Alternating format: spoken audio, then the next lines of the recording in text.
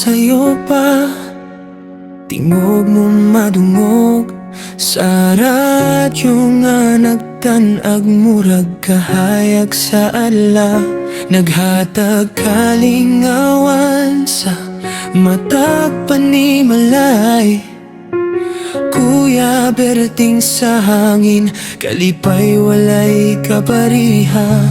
Bisana sa kamo ato, dalang paglaom sa baryo ug sa syudad. Imong ngalan bantog, Kuya Berting, magsisipya sa radyo, naghatag og kadasig sa matag tawo. Naglibot sa nasud, walay kakapoy, para mahatod herbal nga tambal sa katawan. Kalipay ug kahimsog, imong gipambit, Kuya Berting, bayani sa komunidad.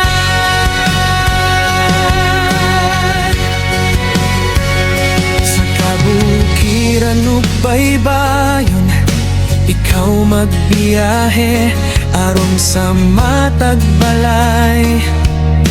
Adunay pag-asa, produkto nga herbal, dala ang kayuhan uban sa imong pahiyom. Mawala ang kabalaka sa mikropono ug dalan. Ikaw matinud-anon, alagad sa katawhan, kasing-kasing limpyo. Kuya Berting, magsisibya sa radyo, naghatag og kadasig sa matag tawo. Naglibot sa nasud, walay kakapoy, para mahatod herbal nga tambal sa katahan. Kalipay ug kahimsog, imong gipambit, Kuya Berting,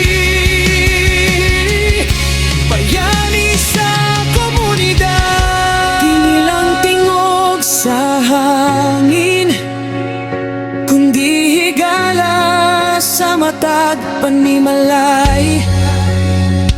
Sa serbisyo ug kalingawan, imong gugma walay pagpanuko. Kuya Berting, suga sa radyo, inspirasyon sa matag Pilipino. Sa paglibot ug pag-alagad, imong ngalan among ipasigarbo. Kuya Berting, suga sa radyo, inspirasyon sa matag Pilipino. Sa paglibot ug pag-alagad, imong ngalan among ipasigarbo.